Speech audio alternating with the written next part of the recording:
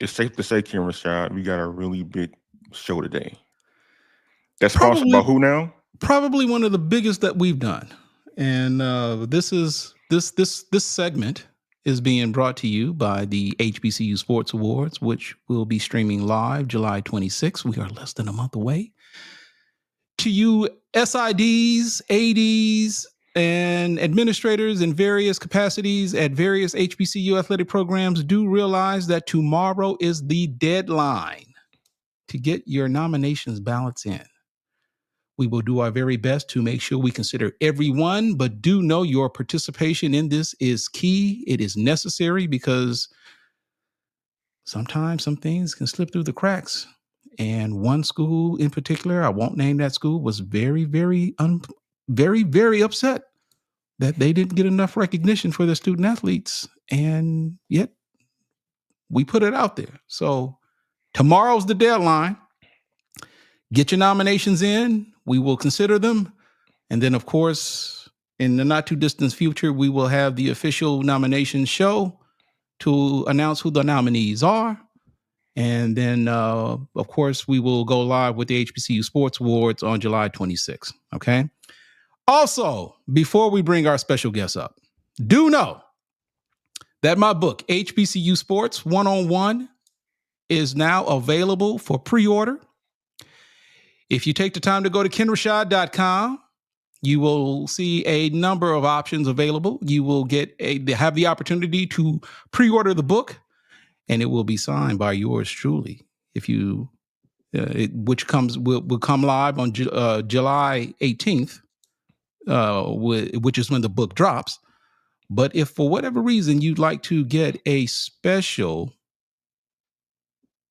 copy ebook right now, you can get that copy. You can go to KennRashad.com, you can pay for it, and you can get the immediate download as well as the bundle to get both for a very special price. So go to KennRashad.com. That's for HBCU Sports 101, a guide to understanding Black college athletics. I think you will find it very, very informative, very, very helpful, and it is stories told in a way that we haven't told them before. We'll just leave it at that. Okay.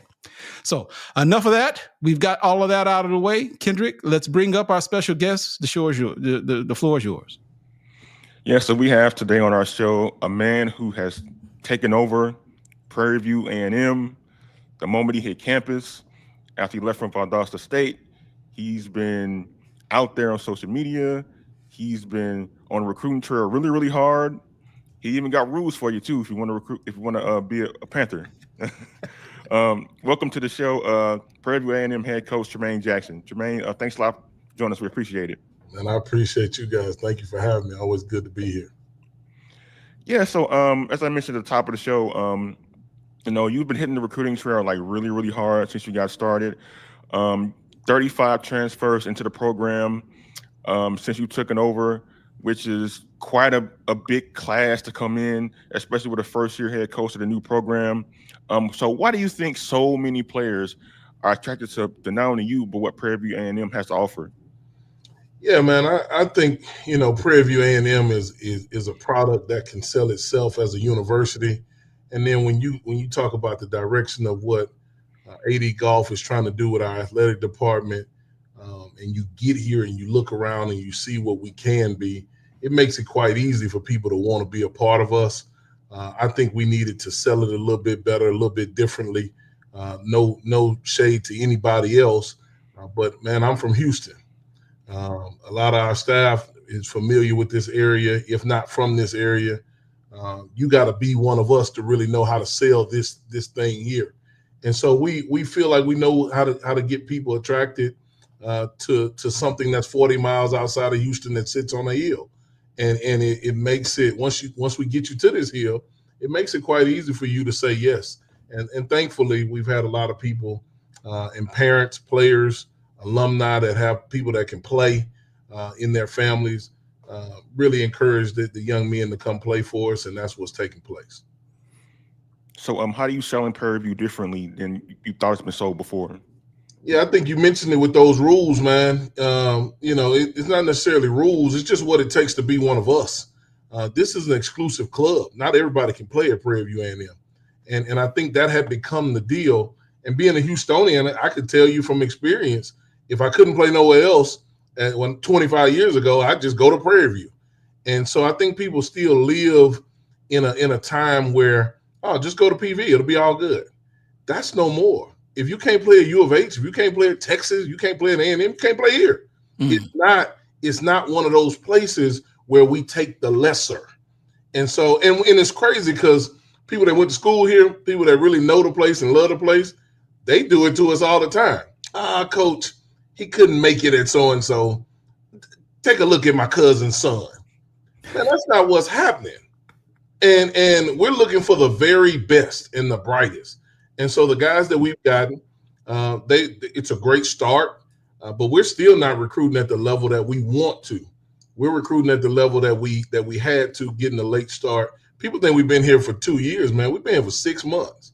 It's been 6 months, and we've had to maneuver and find our way. And so I'm very proud of our staff and the players that have come. But I want everybody to know we ain't even scratched the surface on how we will recruit. Coach, It's let me funny ask. go ahead, Ken. Oh, go ahead. No, finish, Ken. Go ahead. Oh, yeah, I was going to ask you, Coach. You mentioned about the kinds of players you want to have in your program. And the history of Prairie View A&M, especially for football, hasn't been very sterling, to put it lightly. And especially in the 80s and the 90s when there was a lot of losing going on. These past 5 years, there's been some improvement. Your team has been to the SWAC championship game 2 of the last 5 years. How do you change the mindset of we deserve to have the same type of players that all the other really good programs get? Yeah, I don't know about changing the mindset. That's just the mindset, bro. We walked in here with that. Here's what I will tell you, and a lot of people think I talk trash on social media, whatever. That's their problem, right? What I will tell you is coming from where we've come from in the 5 previous years of being a head coach, the staff that I've been with, and we've done some elite things on some levels on the other side of the tracks, right? Man, I chose Prairie View A&M. I didn't have to come here. We had a lot of options as a staff. We played later than anybody in our conference has ever played. And so I didn't have to come here. This staff didn't have to come with me here. We chose to come here because we saw something special. And what's special at Prairie View A&M is the people, our president, our AD, the people that we work with every day, and this campus and what we stand for as a university. And so we chose to join the journey to eminence, man. And we just need to do our part over in football. And so changing the mindset, we're not changing. We brought the mindset. Nobody from Prairie View A&M was talking about going to Atlanta other than anything of visiting their kinfolk before we got here. We're talking about going to Atlanta to play in the Mercedes-Benz December 13th. And I think the game might be at 2 p.m. Eastern or something like that. That's what we're talking about. We've been talking about that since we walked in the door. So that's the mindset that we brought here. And we're not going to change it. We're not going to bend. We're not going to fold. And we're certainly not going to fret because people try to make songs and do stuff in opposite of our social media because somebody's intimidated. That's just the mindset. That's what it is. And everybody needs to know Prairie View A&M is a real football school now. That's what we do here now. So, Coach, there are coaches who can and coaches who can't. Mm-hmm. And you have proven through your years in various locations, in various capacities, and in various stops that you can. And I understand that, there are successful coaches who have different philosophies, different styles, and so forth. What is it about your style and your philosophy that makes you so effective? That I understand it's not me. That I understand that it's the people that we put around us, that we put around our players, the type of players and people that we bring into our program, whether it be assistant coach, analyst, coordinator, or quarterback, receiver, D lineman, right? The people have always been the success of what we've been able to get done where we've been. The time I tried to do it by myself, knowing what I'm doing as a coach, it didn't go so well in 2022. And so I learned. And I learned to put the right people around us. And so we've got a different way of doing things. We're very upfront. We're very confrontational. Ask anybody that's ever played for us. We're very confrontational. We're very demanding of what we say we want. But when I got here, people said this needs to be a more disciplined football team. Well, I told AD Golf, you got the right guy for that. I might not know much football, but I know what discipline looks like because of the lifestyle that I grew up in and seeing. If I wasn't disciplined, if I wasn't around disciplined people, then some of the people that are successful that I know, we wouldn't have got to this level. The people on our staff, if they weren't disciplined, they wouldn't be here on our staff. And so we know what that looks like, but the people have been the key to the whole deal. Players make plays for people that they want to make plays for. And that's what we've been able to get done. And I would tell you, we've been able to get it done consistently. We haven't been a one-hit wonder. When we hit you, we normally continue to hit you for a little bit. And that's the successful piece. But Ken, the 5 years after they play for us is the most important part. When they call back. When I get the phone call yesterday from a guy talking about how he got a job because he was 10 minutes ahead of time and things of that nature. Those are stories that all coaches have, but all coaches don't share them. And I think we need to share them so that our guys can know that their success is on the horizon for them too. We are joined by Prairie View A&M head coach Tremaine Jackson. And for you folks out there, we're going to give you guys, this is live, so we're going to give you guys an opportunity to ask questions. So in order for you to do that, because I know we got some PV fans on here, you need to go in the chat because there's so many comments.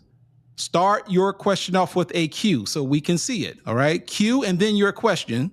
And then that way we'll know that you've got a question for the coach as opposed to just maybe interacting with each other. Okay. It'll help us and we'll give you an opportunity to ask you questions, but do that for us and we'll make sure that your question is presented and we'll give Coach Jackson an opportunity to answer that question. So with that said, Coach, with respect to what you do, and I understand football is football, regardless of where you coach it, regardless of where it's played and so forth, regardless of the various levels.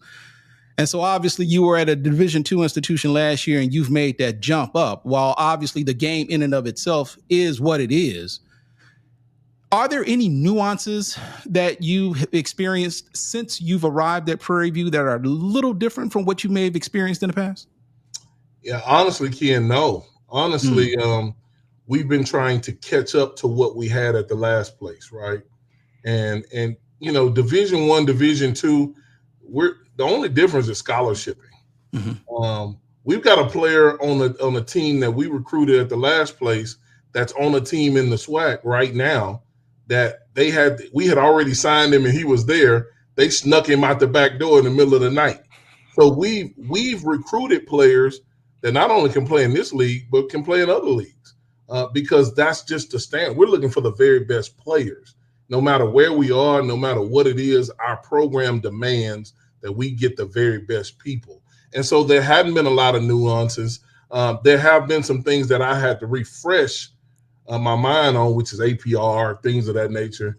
When I was at the other place down in Houston, that's a school, I handled their APR. And so I had to just kind of get my notes back on that because it's changed a little bit since then. But other than that, the things in the office, the things in that you deal with fans and alumni, and Valdosta, Georgia ain't the place you want to be 5 and 6. That ain't our fans. I love our fans, but our fans ain't like them. 5 and 6 over there make you get a for sale sign in your yard. Now they probably wasn't gonna put one in my yard because they ain't know if I was crazy or not. But it's that type of place, right? And so to come here, we're trying to get our fan base to that. We're trying to get our fan base to be so enthralled and so caring about football that won't be acceptable. And outside of a Facebook message board, I'm talking about real life in Houston going, man, that's not acceptable at Prairie View A&M. Right now, it's kind of normal. Might go to the SWAC championship here and there. And we got Facebook fans. We don't have the fans that we need to have. And I've challenged them on every level that they need to be better fans, just like they want a better football program. We got this stadium behind me. Shouldn't be a seat left in that stadium. And then you have the right to criticize the football program, the head coach, and anybody else. But we got to be better on all realms of it. And so the nuances haven't been different. I've actually we've had to do some catching up here from where we were at the last place. You talk about fan engagement and instilling discipline and changing the culture. Some things you often hear when there's a new coach aboard at a new program. But how do you, as a first-year head coach for this program, gain the trust of the players, gain the trust of the alumni, gain the trust of the fans to be able to buy into what you're selling? Yeah, so two different types of trust, right? The players' trust, you need that trust. You got to have the trust from the players. But the players only want to know that you got their back. It used to be they don't care what you know. They know that they want to know that you care. Well, they want to know you got their back. They want to know that you're not gonna hang them out to dry, throw them under the bus, or when they call you at 2 a.m. that you really gonna answer. When somebody died in their family, you really gonna be there. Or when they're freeing back home, something happened, you really gonna bring them in the office and talk to them about something other than football. Well, that's been a winning edge for us. We try to get down deep into the personal relationship side, as all coaches should, in my opinion, to really make guys understand that it's bigger than just a ball experience here. The fan trust, well, that comes with winning. And I don't call that trust. I just call it fandom, right? Everybody wants to be on board with a winner, right? There's a confrontation between us and our fans, and we have to get this situated. We need to be better there. Just like we need to be better as a football program. We need to be better. We can't have 65,000 people on campus and don't sell out the stadium for homecoming. And I'm not trying to air our dirty laundry. I'm just using this situation to be very honest, because that's who we are. We are too good of a university, and we're going to be too good of a football program not to have sold season tickets out by now. I know we're doing better, but I know they ain't sold out. And so we have to be better there, but they'll trust us as we win. Because fans want to win so they can talk trash to other people's fans. Like, that's just what it is, right? I've watched you guys. I've read you guys' message board every year that I wasn't in the SWAC, except for now. I won't go back to it. Go back to it, Coach. We need clicks. Yeah, I won't go to it. Because now that I'm back in the SWAC, I won't read it no more. But every Monday and every Thursday, when I would be breaking down tape at my desk, I would click on HBCU Sport and I'd look at it. I would. Because I just like, but I watch Love and Hip Hop too. Right. I watch Love at the Lockup. So I just like TV and fandom. You know what I mean? So that's two different types of trust. I care every night about the trust of the players. I care that we're doing right by them. I care that our university is doing right by them. And I care that when they go out in the community that they represent us and our university in the right manner. Fans, I care about the ones that donate a lot of money. I care about those. I care that you can come to practice, you can get a sideline pass, you can do. All you got to do is donate, because that person is not a fan. That person has invested in this program and in these young people. And so we had a 35 for 35 campaign. We had some people send us $10. Well, the minimum was 35. So, and I understand if that's all you had, but that ain't all you had, because I saw you later on that night. So it just was what it was, right? And we got to make sure we do better there. So we're earning each other's trust as fans. But I know this: we win game one, they'll trust us. Wow, they'll trust us, because that's what fans do. But that players' trust, man, I really care about. We got Tremaine Jackson, head football coach at Prairie View A&M. Look, UPV folks, man, look, I don't know how often you guys get an opportunity to interact with the head coach, but if y'all got questions, y'all need to go ahead and post them now, because we don't know when that opportunity for you to ask or be upfront and personal to ask whatever it is that you need to know. You need to take the opportunity to ask that question right now. All right, just go ahead, put a Q so we'll know it's a question. We'll ask the coach, and we'll make sure he gets it answered for you. So on that note, Coach, let me ask you this. I look at that backdrop, and you've got that structure behind you. It's a beautiful facility. And I will go so far as I've been on PV's campus quite a bit. And I've told the story about my son who went there for a football camp. And he was just a little bit too appreciative of what he saw there. And so, and I'm not just talking about structures either. So, he didn't go to PV, but what the point that I say that because there's a lot to appreciate about that campus and that, especially the facilities and the campus in and of itself. Do you find that to be helpful for you in your recruiting process, or is it just pretty much, same old each year? But I there's a part of me that has to think that campus does help quite a bit, right? Absolutely. And everything it comes with, from the barn party to the stadium structure to the Fish Friday, everything it comes with, man, it really helps us. Ken, when I got here, we had some guys that were locally in the portal, right? And for a little bit, I was a one-man band. We were trying to get the staff hired. And so it was just me and Coach Colbert, our chief of staff.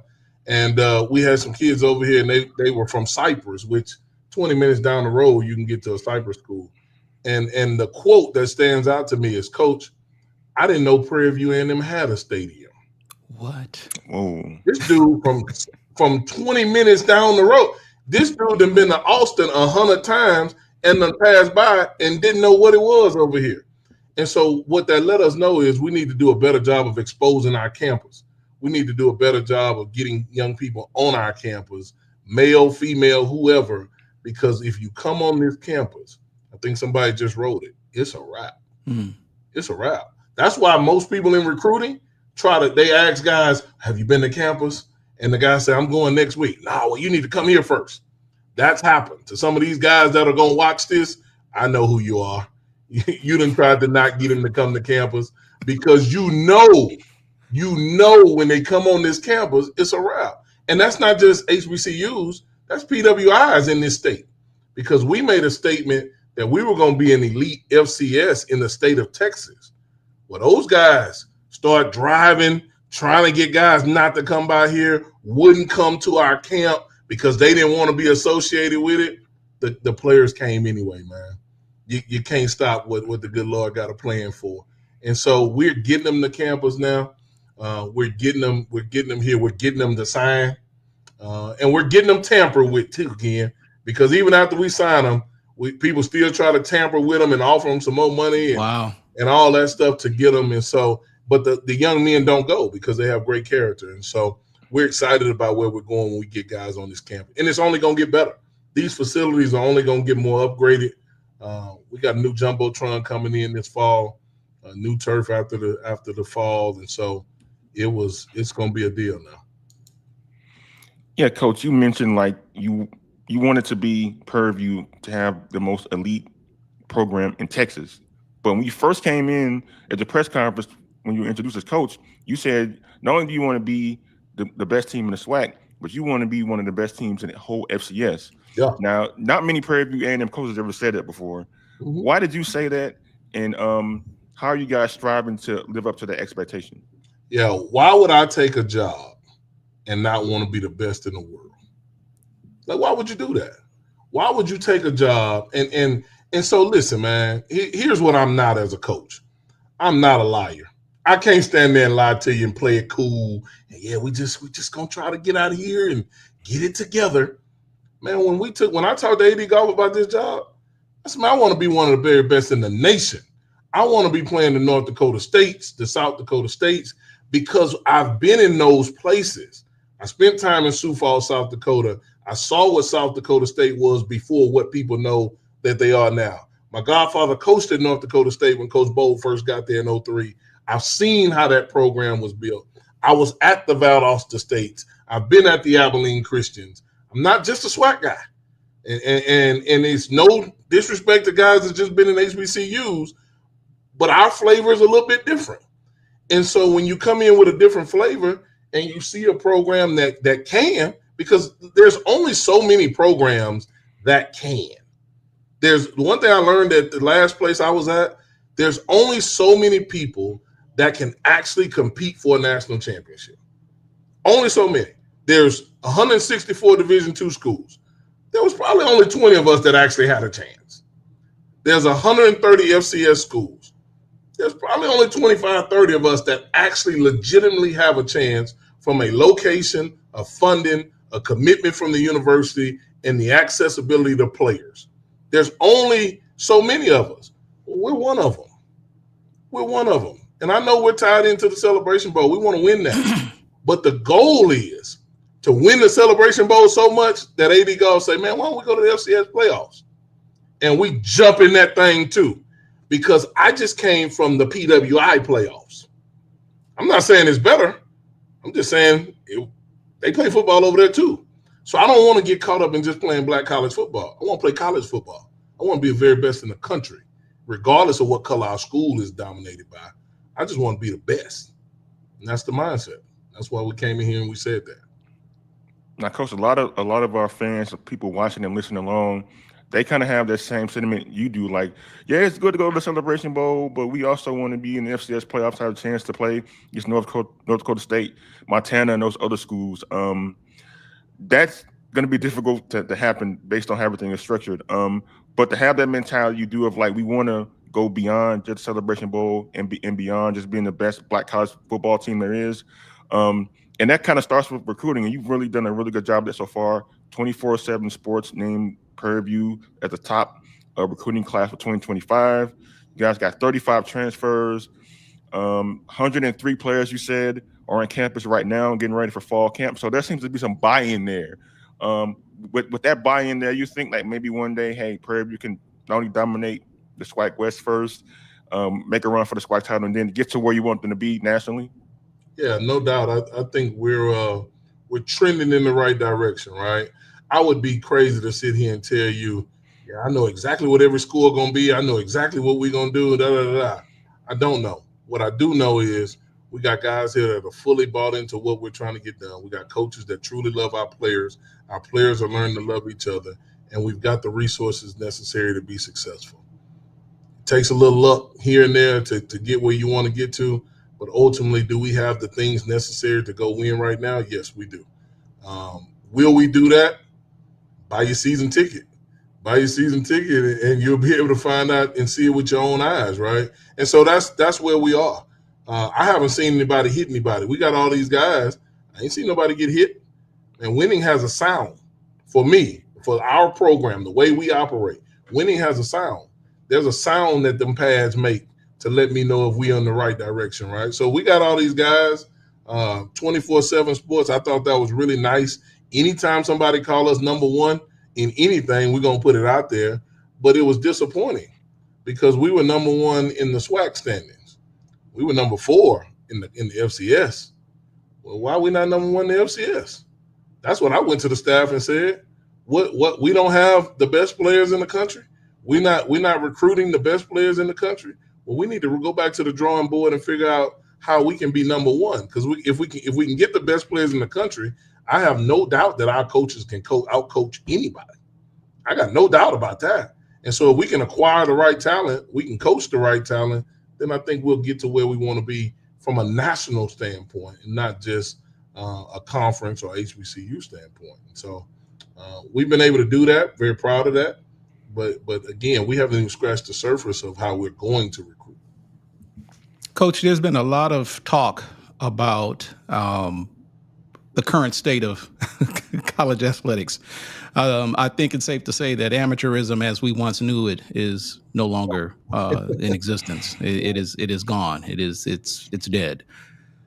So with that said, and given the recent news that we've had with the SWAC making the announcement that pretty much everybody in the conference is all in with respect to opting into the House versus the settlement case. Mm-hmm. Talk about what PV's plans are as it relates to the ongoing challenges that not just HBCUs but just schools in general face with respect to NIL and the transfer portal. But what are the plans of PV with respect to NIL and in particularly the football program? Yeah, Ken, I'll tell you this. I'm not going to get into the particulars because there's a lot of people that have no clue what's going on. Everybody opted in. Everybody trying to even figure out what the definition of opt-in means. And so what I will tell you is Prairie View A&M, one of the reasons why I chose to come here is because in talking with AD Golf and our president, there was already a plan in place on how we would maneuver in this space. AD Golf told me we were opting in when we were going through the process of me coming here. So he had already laid out what that would look like for football and all of the other sports. And so what I will say is Prairie View A&M will be very competitive from a scholarshiping and a rev share standpoint moving forward. We will be able to compete. Maybe not at the highest level in the beginning that we want to compete in, but we won't have to lie to people. There's some schools out there taking meal plans and calling it NIL, but then the kid got to go buy something to eat with it. But he getting a check every month for $500, but that was his meal plan. And so that's not NIL. You're just chopping up his meal plan. We won't have to do that. You'll be able to eat here and get some funding outside of that from a football standpoint moving forward. And we're really excited about that because we lost some guys purely to some schools that were paying at a high level.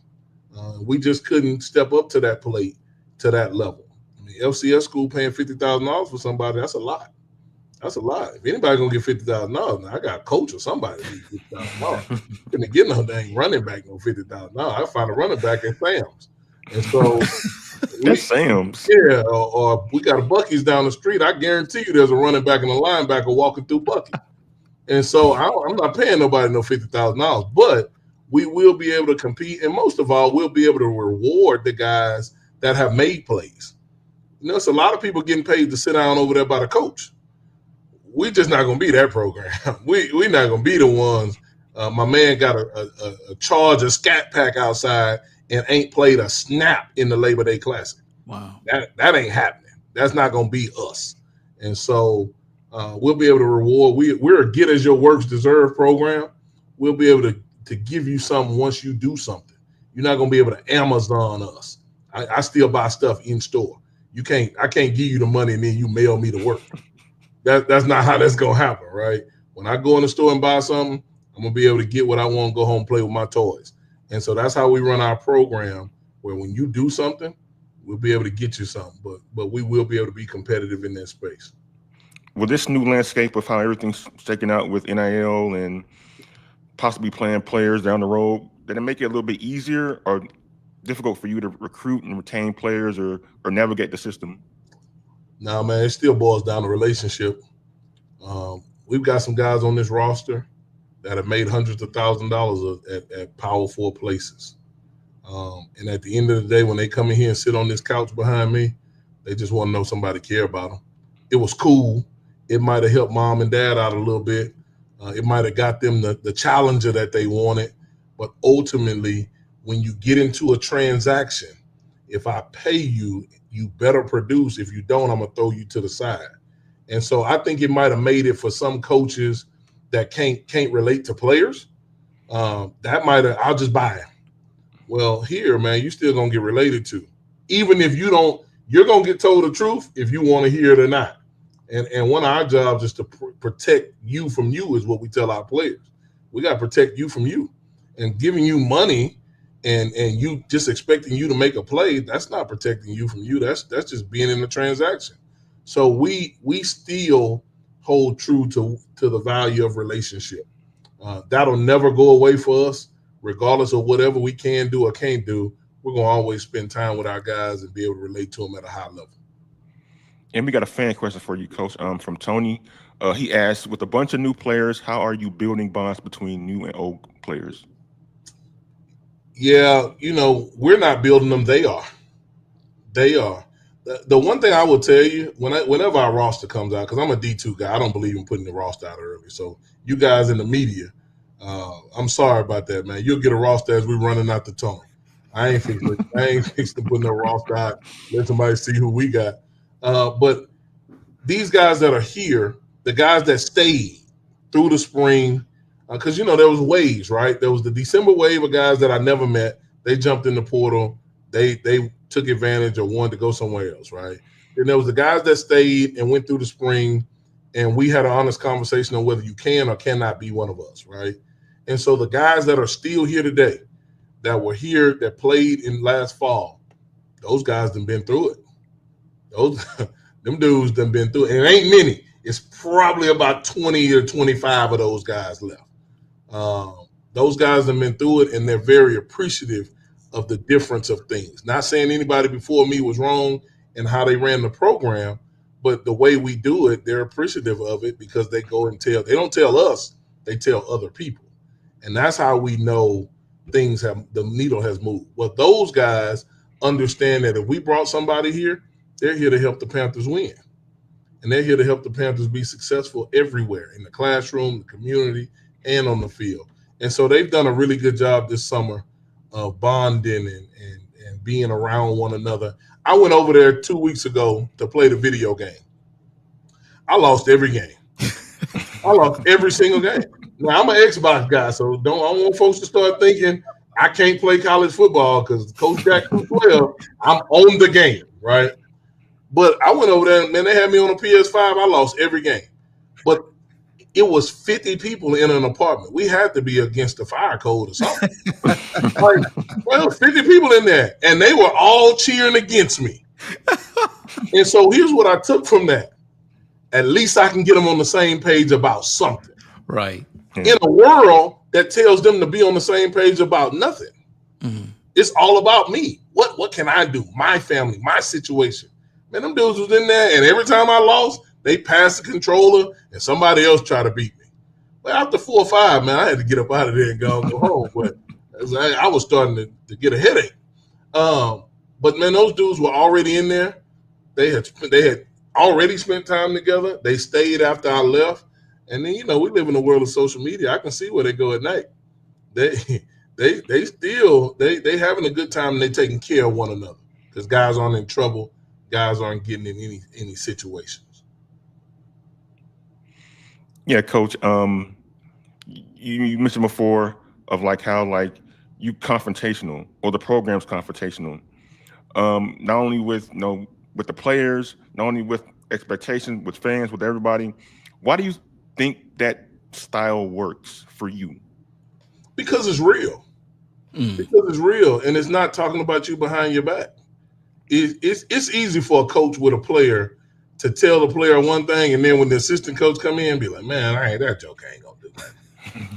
Ain't gonna do. And it happens. Part of the reason why I wanted to become a head football coach is because I got tired of sitting in the rooms where we were saying things like players can't learn. That guy, we were running from coaching. Oh, he'll never get it together. Because I was one of those guys that they said never could get it together. But a coach changed me. So, man, I went all the way to the FBS, and I left and went to a D2 school to be a head coach because I wanted to be able to control the culture. I wanted to be able to get guys to work with us that could help control the culture. And so, man, being confrontational is just who we are. And people, we call it confrontational. It's really just not letting anything slide. But when we say confrontational, it makes people mad. They don't even know us, but it makes them mad. So that's being confrontational too. Somebody way in New Jersey, mad. You ain't never seen us. You don't know what we do, but because we say we're confrontational, it bothers people. Well, here's the deal. Football is a safe place.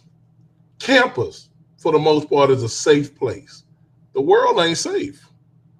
The world ain't safe. And so if we put you outside of this program, you play 4, 5, 2, 3 years at Prairie View A&M, and we put you on 290 to go get a job when you got your degree, and you can't function, then that's our fault.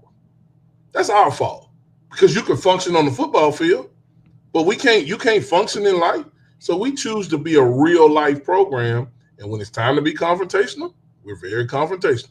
When it's not time to be confrontational and time to play video game, we play video games. So it's not confrontational as much, it's real. What you know you're going to get from us is real. I watch press conference all the time just because I like watching phony. I love watching phony. I love watching that. And it just keeps me where I am, like humble in the sense that, man, we got to continue to be real. Here's the best press conference I like. Guy lose a game. They go back. They go, man, we just got to get back to the basics. And when we get back to the basics, well, why'd you ever not be back? You should stay basic. What made you not stay basic, right?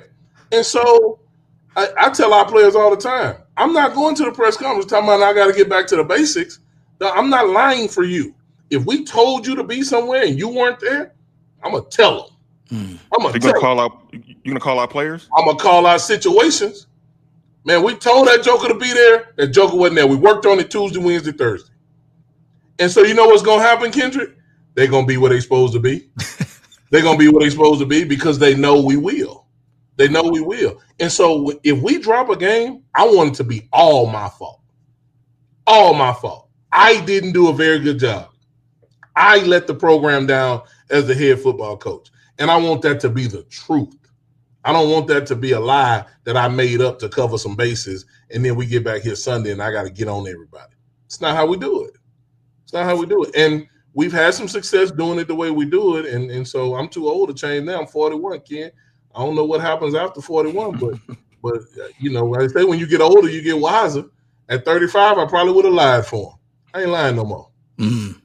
And so that's just where we are as a program, man. And our kids respect it because you see them fighting to get it right.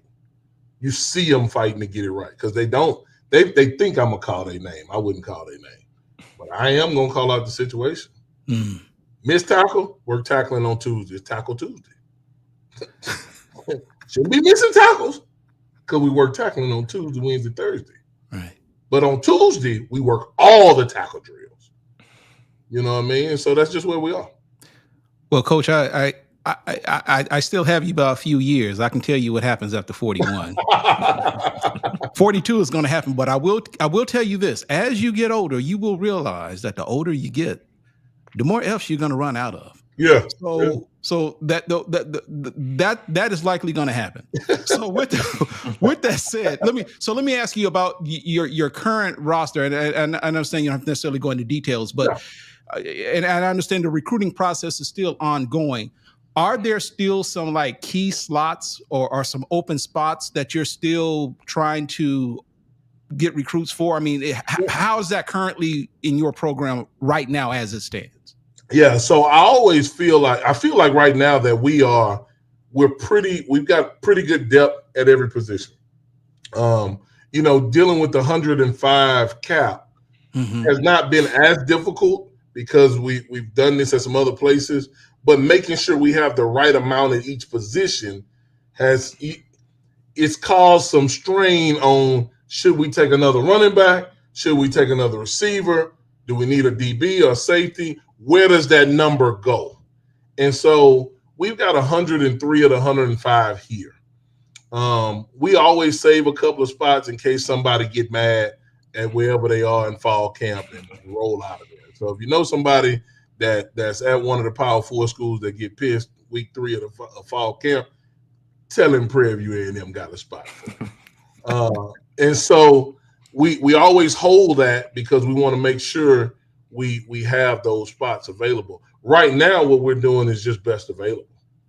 Anybody that can increase our team speed, our length, making plays on the ball on either side of the ball, we want to make sure we get playmakers in the program.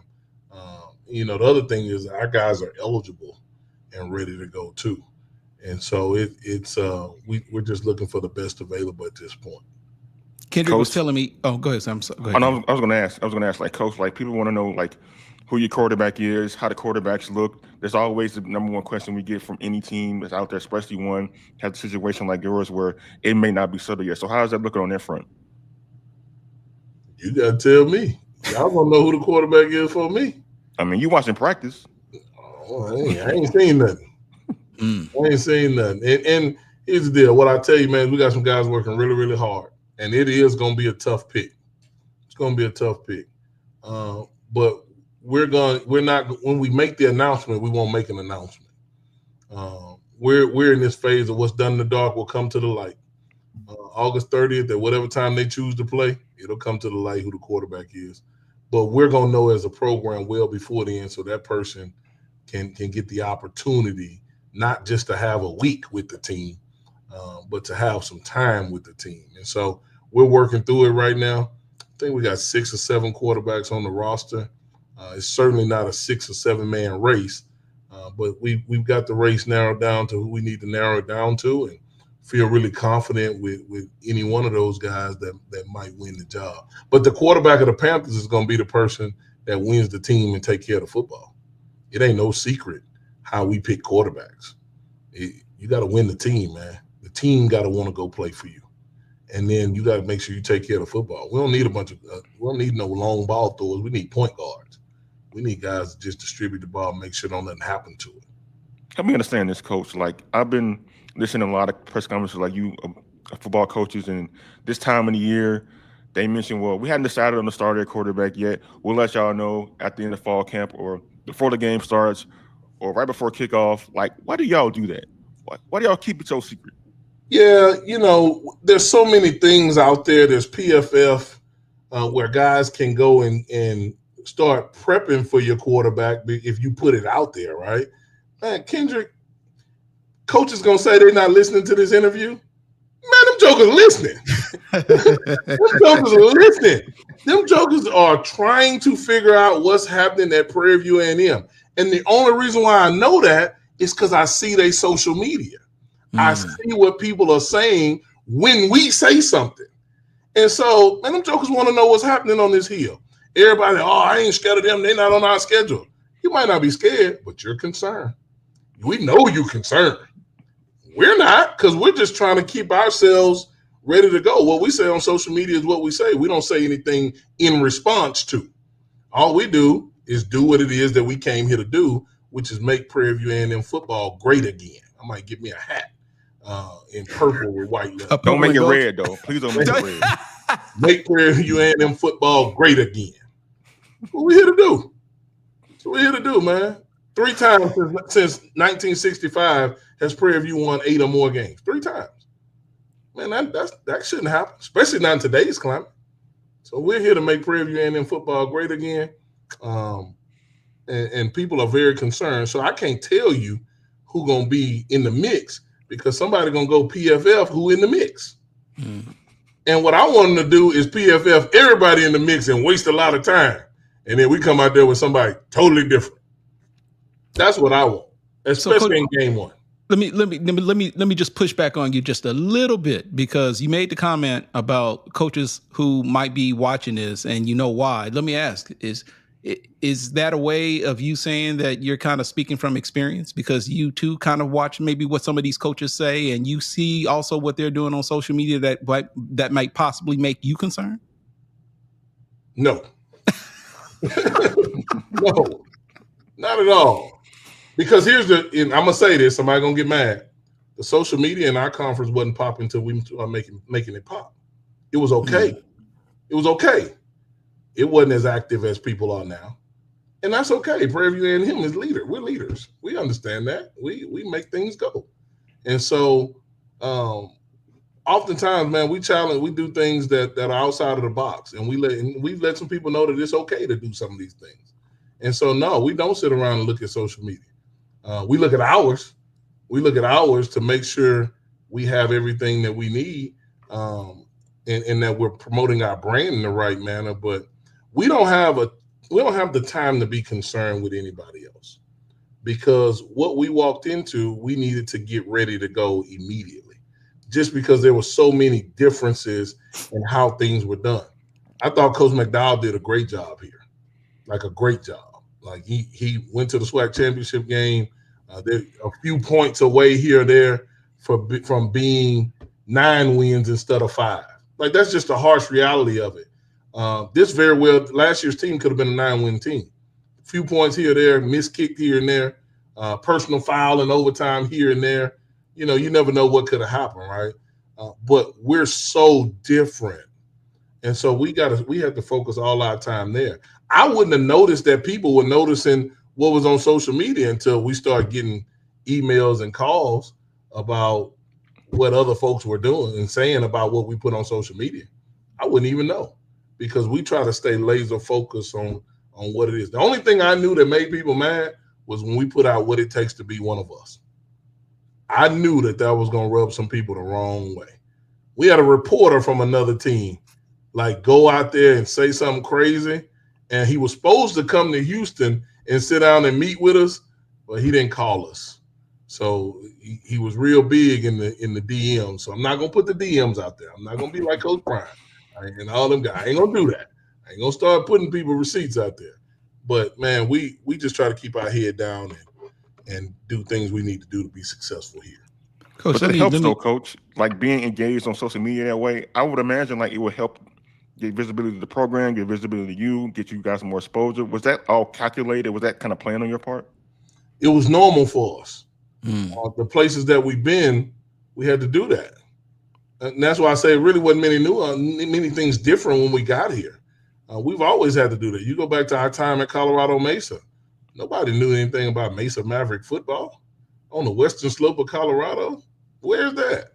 And so we were able to really help that program. Valdosta State was a well-known program. They ain't have no social media followers. They ain't have nobody pumping nothing through with no graphics or nothing like that. That wasn't happening. And so we were able to help increase the brand, right? We started a brand at Mesa. We helped increase a brand at Valdosta State. And that's what we're doing here at Prairie View A&M. We're increasing the brand because people know where Prairie View A&M is. Our program is probably known for more losing than it is winning, just because people from Houston associate us back to the 90s. Well, that's when we have to get on them and go, that's no more. 2009, we won a championship with Coach Frazier. Coach Simmons came in here and won 9 games his first year. Coach Dooley did some really good things here, played for a championship. So did Coach McDall. And now here we are. So since 2009, you can't hold us hostage to the 90s anymore. Mm. And so that we're really proud of the last 20 years of our program and what those coaches and players were able to do to help really flip this thing. Because I'm from here, man. I was offered a scholarship by Prairie View A&M. And as a Houstonian, I said I wasn't coming to Prairie View A&M as a player. And so when I looked on the inside of this job coming back here, night and day different, there was a lot of blood, sweat, and tears that was put into that by a lot of people to flip this. So who are we not to make it the very best that we can be? And that's our sole goal here. So you turned down Prairie View? Why?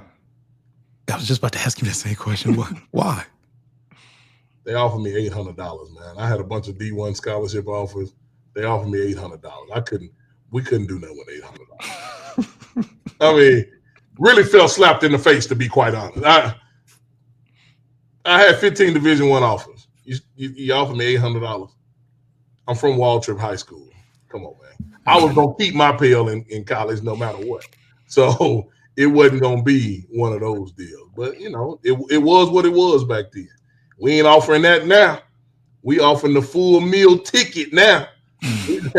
We got extra. We'll get somebody else's pill and give it to you if you can play. We one of them guys now, and I'm just teasing. So the Pale Grant folks ain't messing with them.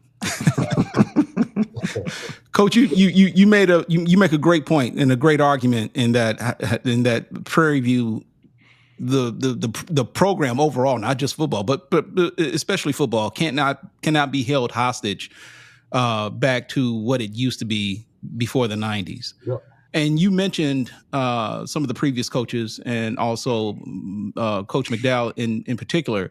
And while obviously you had nothing to do with his time there, do you have a relationship with him at this point? I do. Talk about that for a moment, if you don't mind.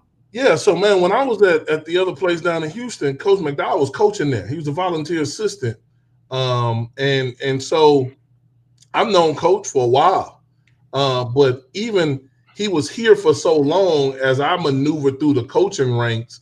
You know, I remember when he was a safeties coach, and I think he might have took on the special teams coordinator deal. I was at Abilene Christian, and Coach was still here as the assistant head coach, and he had been the interim a couple of times in between coaching changes. And so, man, I've got a lot of respect for Coach McDowell, not only as a person, but as a football coach. So this ain't no, we're going to come in here and tear down. No, this ain't that at all. Coach McDowell did a lot of good things here. And again, a few points away from there not being a job opening here. Just call a spade, right? That few points here and there away. And so I've talked to him several times. I'm going to try to get him to take me to lunch because I know that NFL bread. I'm going to try to get him to take me to lunch somewhere around here. But no, man, Coach McDowell, I want him to be coaching. I hope, if somebody got a job open, they need to hire him because this dude is a salt of the earth dude, man. And he did a lot of great things for these kids. And it was unfortunate that it didn't work out from a record standpoint, but Coach McDowell ran a solid program. I've taken over a place that I couldn't have said that about the previous guy. And that ain't here. That ain't here at all, man. And so Coach McDall is always welcome around us. It ain't one of those deals, man. And look forward to seeing him. And like I said, gonna try to get him to get me to La Viva and take me to lunch or something. We are going to wrap it up. You people out there in the chat, final opportunity to get questions in to Coach Jackson.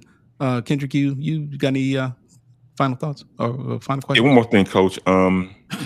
You from the outside looking in, people watching this interview, I know coaches will, some players from other teams, a lot of fans watch the interview too, some in the chat. They may think you're speaking a really big game, that some may say a little bit arrogant with things you say, maybe a little bit brash. Why do you think, like, if it doesn't work out the first year, if you guys struggle coming out of the gate, that you will be able to overcome maybe some of the criticism of something you said in the offseason, coming into the season, and how would you handle that? Whoever knows me knows that I was raised by my grandma. And my grandma used to say, so a man thinketh, so is he. If people think I'm brash, awesome. If people think I'm arrogant, even better. But what you can't say is that joker don't win. Can't say that because we've won. In our staff, when I say that joker, I'm talking about all of our staff has won football games and most of all won lives. If we didn't achieve the level of success in year one that people think we should all of a sudden, my answer would be we'd only be what you're accustomed to. We'd only be normal. So don't get mad and say he was talking big talk. If we don't achieve something in year one that they think we should, I would say there's a link on our website where you can donate and help us achieve it in year two. That's what I would say.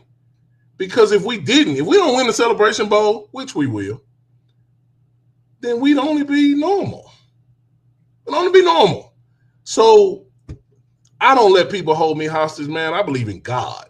I believe if you speak something, it holds you to a standard because you said it. I don't care what other people think, man. I care about our players.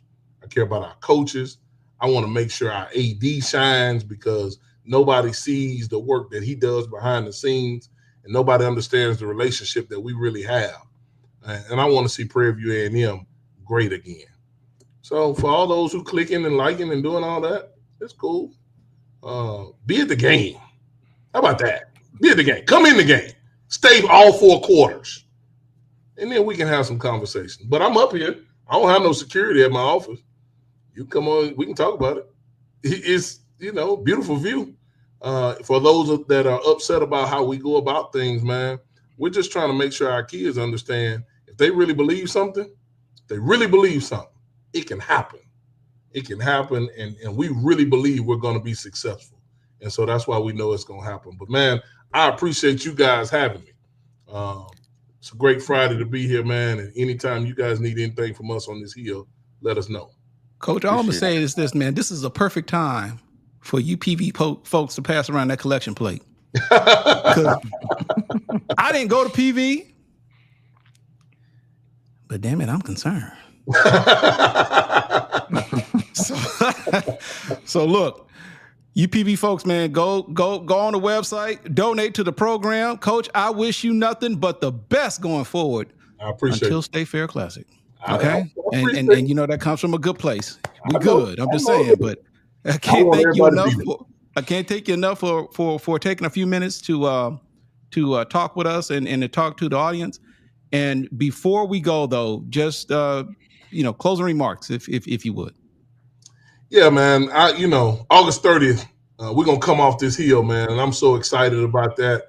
But I'm really excited for people to see what kind of people that our players are, see what kind of people that our coaches are. Prairie View A&M is on the rise.